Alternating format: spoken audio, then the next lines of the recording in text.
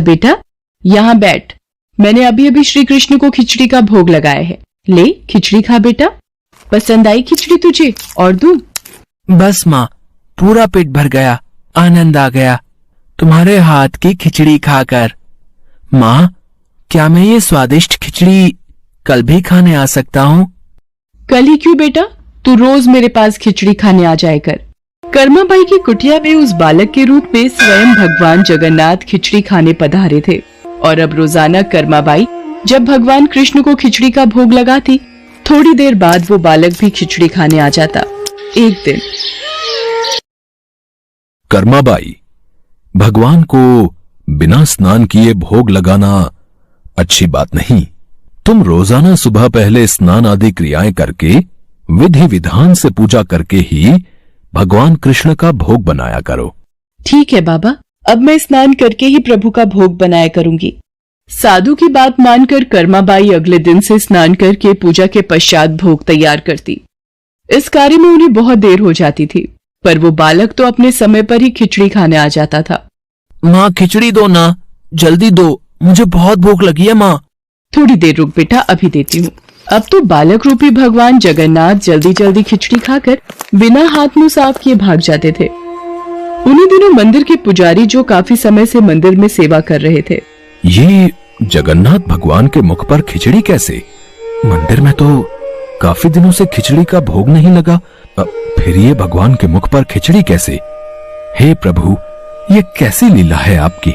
भगवान जगन्नाथ पुजारी के सपने में आते हैं।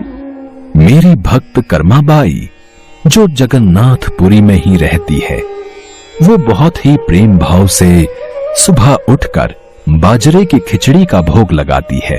मैं रोजाना सुबह जल्दी उठकर कर्माबाई की खिचड़ी खाने जाता हूँ।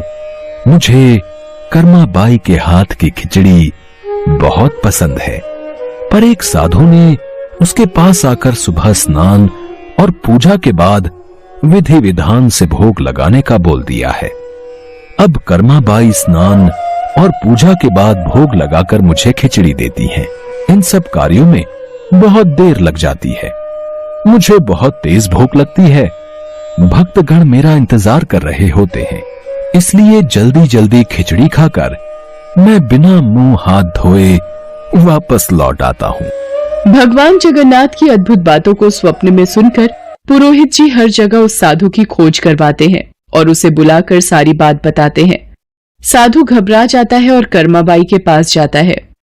कर्माबाई, तुम श्री कृष्ण भगवान की परम प्रिय भक्त हो। तुम्हारे लिए किसी नियम नीति की कोई आवश्यकता नहीं। तुम अपने अनूठे प्रेम से जिस प्रकार सुबह जल्दी उठकर भोजन बनाती थी, वैसे ही बनाकर भगवान का भोग लगाया करो। ठीक है साधु बाबा, अब मैं पहले की तरह ही सुबह जल्दी भोग बनाया करूंगी।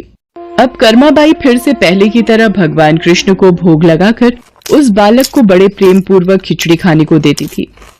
ये क्रम कई वर्षों तक चला और एक दिन कर्माबाई परलोक से धार गई। हे प्रभु, हमसे कोई भूल हो गई क्या? आज आपके नैनों से अश्रुधारा कैसी प्रभु? हे भगवान जगन्नाथ, क्या अपराध हुआ हमसे जो अब दुखी हुए प्रभु?